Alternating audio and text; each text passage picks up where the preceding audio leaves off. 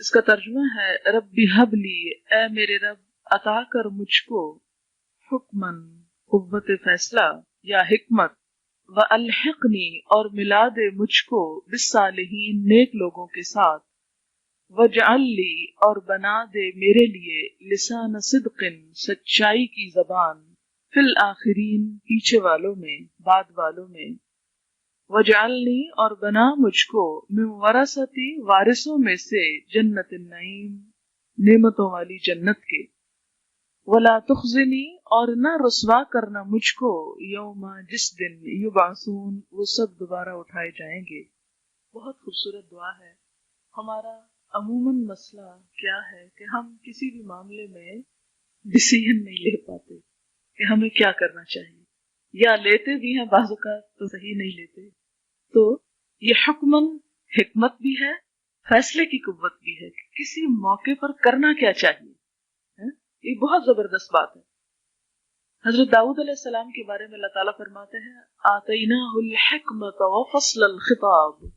بہت زبردست بادشاہت تھی حضرت داؤد کی، اور دو خوبیاں تھی اس میں۔ آتیناہ الحکمہ حکمت تھی، حکم اور حکمت ملتے جلتے لفظ ہے، کیونکہ یہ حکمت کی علامت ہے نا کہ فیصلہ صحیح کیا جائے، سمجھداری کی علامت ہے۔ اور وہ حضرت داؤد کو جو دوسری چیز دی گئی تھی وہ فصل الخطاب، فیصلہ کن بات کہنے کی صلاحیت، ڈسائسو پاور، کہ یہ بات درست ہے، حکمت سے اس سے صحیح فیصلہ، اور پھر اس کو امپلیمنٹ کر لیا۔ ہم دو چیزوں میں لٹکتے رہتے ہیں، دل ہمارا کہیں ہوتا ہے، قدم ہمارے کہیں ہوتے ہیں، کرنا ہم کچھ چاہتے ہیں، کر کچھ اور رہے ہوتے ہیں۔ ایسا ہی ہے نا، جس کے نتیجے میں ہم ایک ایسی کشمکش کا شکار رہتے ہیں کہ اپنی صلاحیتوں کو ضائع کر دیتے ہیں، اپنی زندگی کو ضائع کر دیتے ہیں۔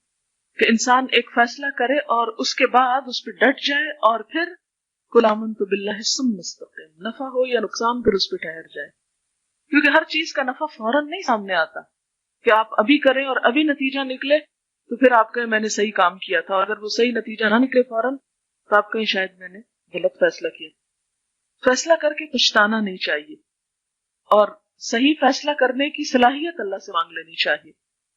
رب هب لي حكما والحقني بالصالحين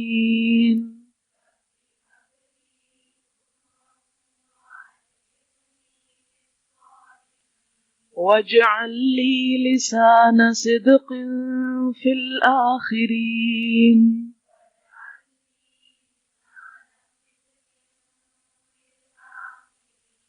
واجعلني من ورثة جنة النعيم